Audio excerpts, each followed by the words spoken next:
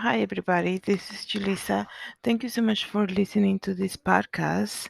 I am here to speak about the missing mom case from Cohasset, Massachusetts. It's been news since the beginning of the year, or maybe I should say 2 days after, because Anna Walsh has been missing, reportedly missing since January the 4th, and it's been going on for over a week now.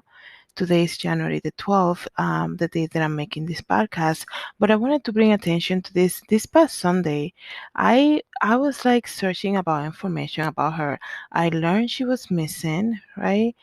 But I wasn't getting any I wasn't hearing a lot anywhere about her. So I decided to do a quick research and then just make a video about it on my YouTube channel. So we know this mom, reportedly, this is what the husband said. And he said, Brian Walsh said that she was supposed to be flying out on the early hours of New Year's Day, January the 1st, and she had booked the share ride to go to the airport, and it was a last minute decision because what telling police was that she um, was supposed to fly on the 3rd, but something happened that she told Brian, the husband, I have to go last minute. There's an emergency. And let me just give you some background, in case you don't know all the details about her disappearance. Anna Walsh is a realtor from Washington, D.C., who worked in Washington, D.C., but she lived in Massachusetts. Cohasset, Massachusetts, to be more specific. And she had 3 young kids, and they're 2, 4, and 6. They have a huge house in Massachusetts where she shared with her husband and their 3 young kids, right? During the week, she will travel to Washington, D.C., and this is on a weekly basis to work over there, right? She's originally from Serbia, but she lived in Washington, D.C., and then she got married and moved to Massachusetts with Brian. Um, so that's the background. This is why she's traveling back and forth, right? So you have to understand this is a mom, uh, the mother of 3 very young kids. We're not talking about 12, 13-year-old kids that can come home from school, make their own food. They don't need that much help from for their mom and whatever, right? But these are 3 young kids, and that was her routine, right? So that day on New Year's Day, Brian says to the police, oh yeah, she had a work emergency. Instead of flying on the 3rd, leaving 3 days after, which would make a lot more sense. She decided to go that day, and she was supposed to get into a ride share, and then she had to leave that day, right?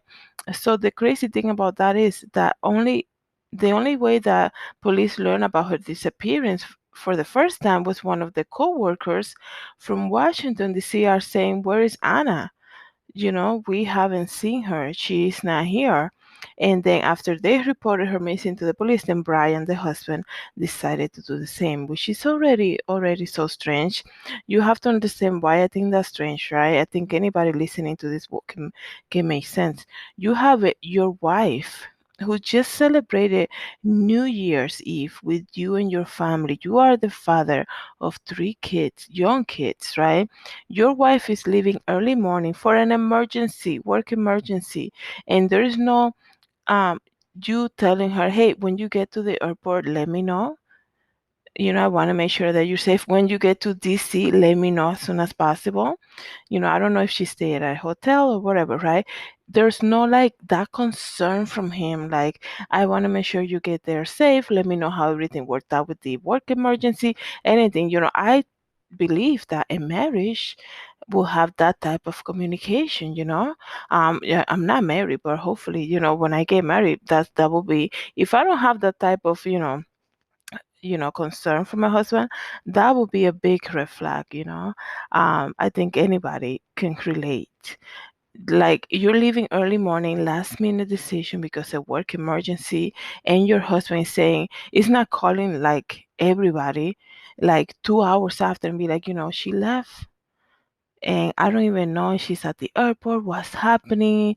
He's just decided to go on with life. That's a little weird. And it's a lot of unnormal behavior coming from Brian. And this is why I believe that he's 100% responsible for something, for whatever happened to her. She's still missing. They have no details about her. And then everything starts coming up to light, right? Because everything you do in the dark, like I always say, comes to light. So far, this is what we learned, right?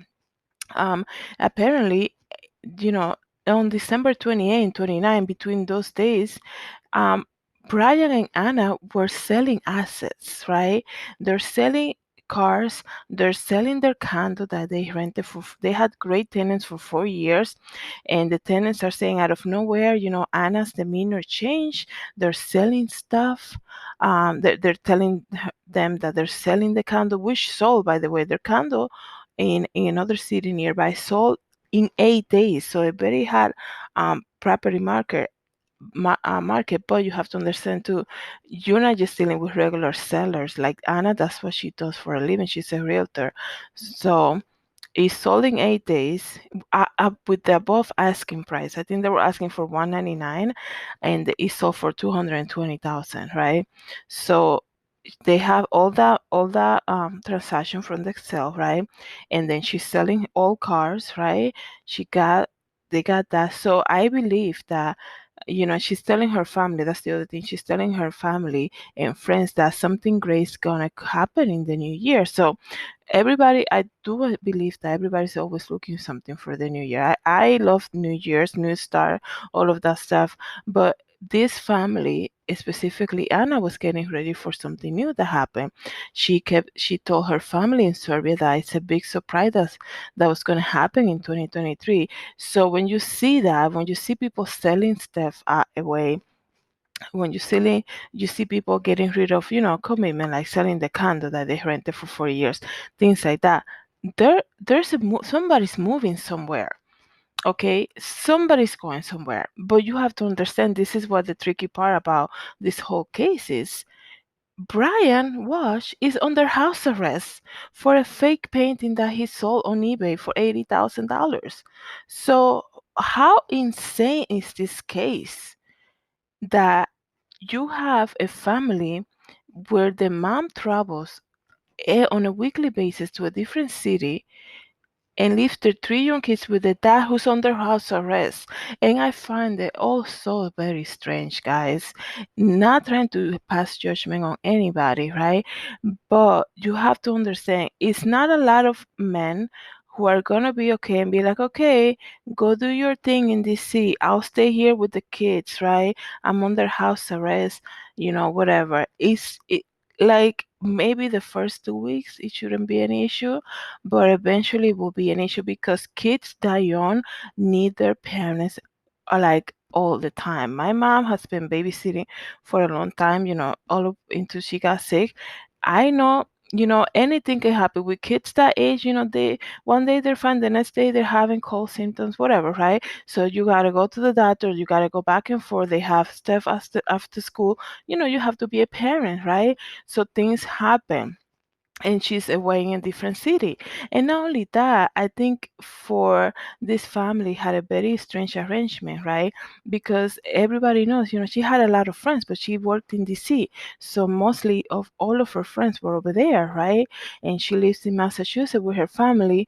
And the other thing too, you have a dad who is under house arrest. Okay, so if this man commits any mistake and something happen, who's gonna take care of the kids? Anna is far away; she's working. So if he makes one mistake, or something happen in his case last minute, that they're gonna say, "You, we need to see you here in the courthouse or whatever immediately," like what's gonna happen with the kids, right? Is she gonna like jump to the next fly and be, who's gonna take care of the kids in between them? I'm sure they probably had a babysitter or whatever, but that type of arrangement as it was, it looks a little weird, right? It's very risky. That's what I'm trying to say. It looks very risky to do stuff like that, right? With 3 young kids that, like I said, one day they, let's just say they're going out to play on the snow today, tomorrow they wake up with a fever. Things like that happen. You gotta make a doctor's appointment, take them to the doctor, back to school, back to the other one has this, the other one. They're 3 young kids. It's not just one child, right? And then the dad is under house arrest. So he's limited of the stuff that he can do, obviously. He's under investigation, obviously. Okay. So they were selling stuff to something. So was the plan perhaps to buy a property back in DC and move back? And maybe she said, I'm moving with the kids, and then you come back, you come and live with us after your case is over and you're able to travel outside the state or something. Was that the plan that he didn't agree with? And the reason that I say that is that it is very fishy. Everything that has come out of Brian, right? They're digging everything out of him, right? His character. They're saying that after his dad passed, he went a little crazy with the will and things like that. They're talking about how he's a sociopath, and they're looking at everything. I mean, I just saw somebody put on Twitter something about what he wrote in his yearbook in high school, and he said he had a love of money. And then a photo on his yearbook, he put like a joke, wanted. And it's like, wow, you have to really be careful what you say, what the things that you say that come out of your mouth about yourself, right? Because look at where we are right now, right? This man right now is in Yale, and everything is just strange to me, right? She's calling the family. That's the other point, right?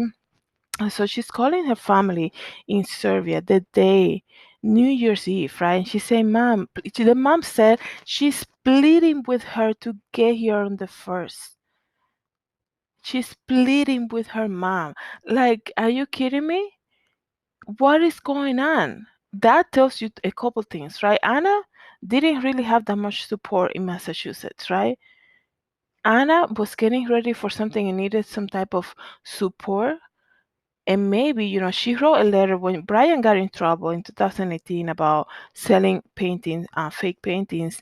Anna wrote a letter to the judge, like, this is my husband. He did so great with my mom. He helped her during something that happened with her. Like, her mom got sick at one point, and Brian was very helpful, whatever, right? So maybe she was like, Mom, if my mom can come, maybe he can be a lot better, right? Maybe he will have a more respect for her, right?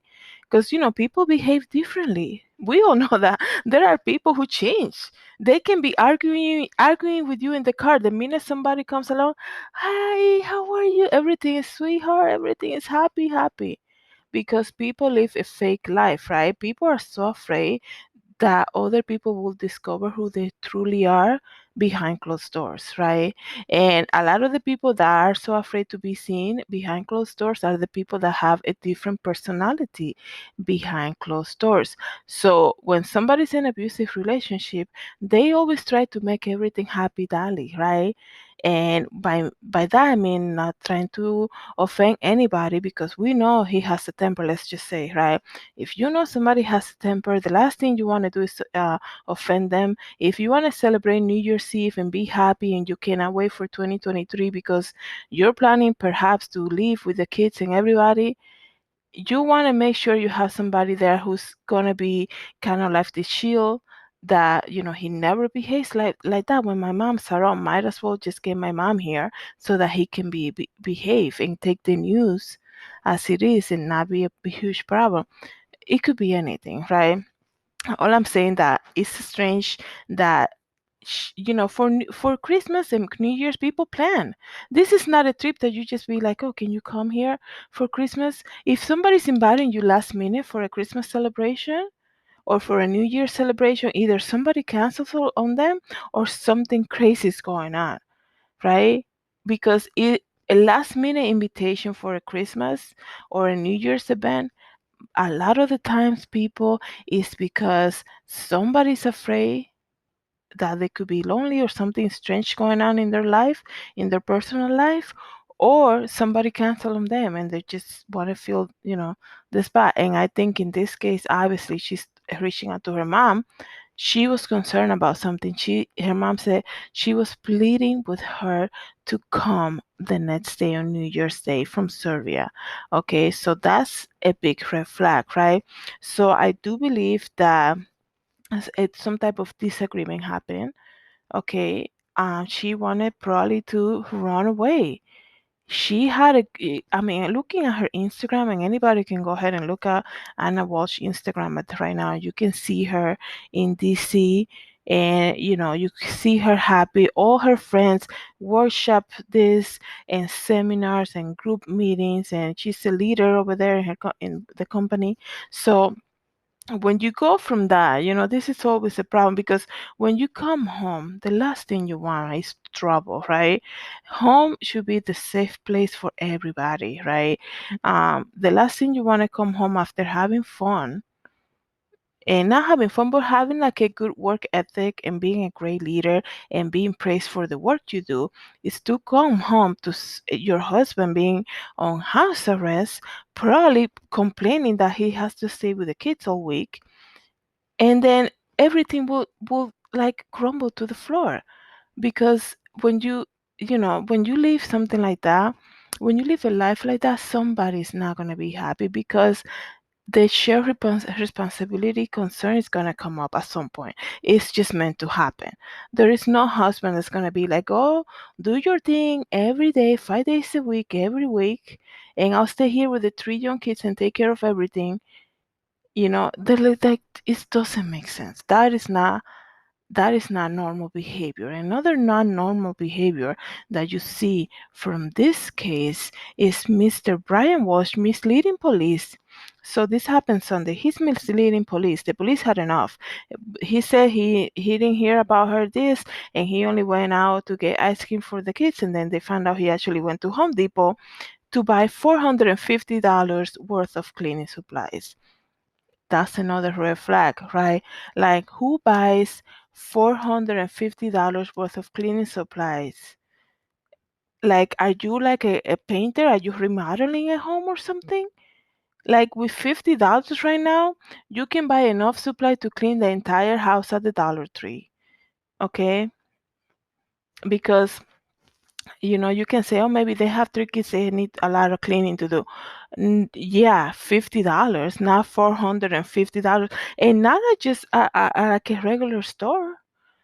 He went to Home Depot. You know, it's like going to buy 450. Well, I shouldn't say groceries now. That's not a really bad compare. That's a really bad analysis about.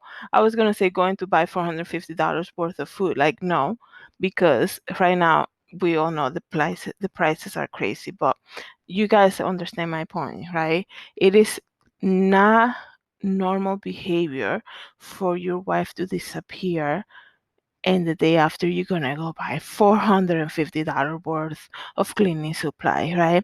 And then this man is so he's so like he look I always say there's people who think that because they're so eloquent and they know how to say the right things and they know how to communicate with people well, they know how to speak in public, they think they can fool everybody, right? And the only ones that they're fooling is themselves, because this man is so not smart. His body language is so it is giving him away 100%. There's a video that came in. If you go on my YouTube channel, you get to see it.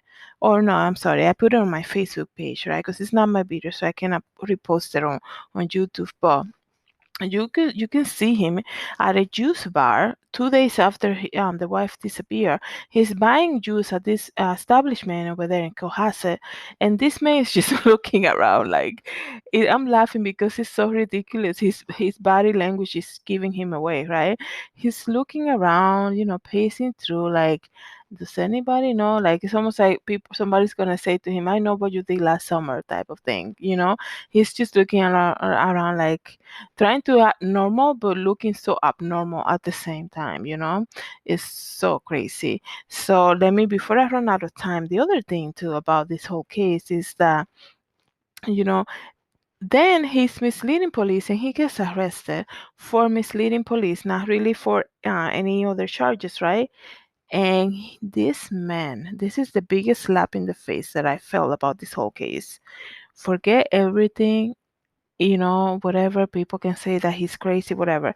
When you see this man come out of the police station in handcuff and he is smiling, That is the biggest slap of in the face to everybody. And if you feel that's a slap in the face from him, imagine the people that know him, that know the kids, that know Anna, her family. Okay, who does that? Your wife is missing, dude. Okay, you have three young kids at home who are now in custody of the Department of Children. Okay, your mom who's sick that you will, he apparently will, be watching out for her, whatever, right? And you gonna come out smiling. There's no like outrage from him. If he's falsely accused, there's no outrage from him saying, hey, it's not me, like screaming, yelling, because what a big opportunity you have. You have the press looking at you. You have the press looking at you, waiting for some type of response from you. Your wife is missing, dude.